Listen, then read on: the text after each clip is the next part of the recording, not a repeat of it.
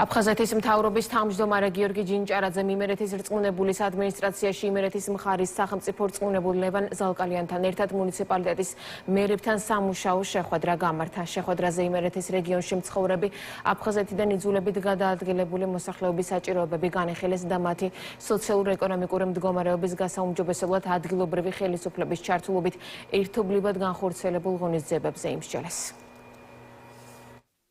სუფლებასთან მჭიდრო თანამშრომლობა უმნიშვნელოვანესია ჩვენთვის, რათა იმერეთის რეგიონში დევნილთა საჭიროებები, გამოწვევები, მათი პრობლემები მყისიერად იქნეს გადაჭრილი და მათთან კოორდინაციაში უფრო ეფექტიანი იყოს ამ პრობლემების მოგვარება. სამომავლოდ აფხაზეთის მთავრობა აქტიურად გააგრძელებს ადგილობრივ ხელისუფლებასთან თანამშრომლობას. შეხვედრაზე ჩვენ განვიხილეთ იმერეთის რეგიონში დევნილების პრობლემატიკა, გამოწვევები, საცხოვრებელი პირობები და ვეცდებით მაქსიმალურად გადავჭრათ ეს პრობლემები. შეხვედრა უპირველესად ორიენტირებული იყო დევნილი მოსახლეობის საჭიროებებზე. ხაზგასმით ითქვა, რომ მუნიციპალიტეტების უფრო აქტიური ჩართულობა ამ მიმართულებით ჩვენს დევნილ მოსახლეობას უფრო მეტ სარგებელს მოუტანს.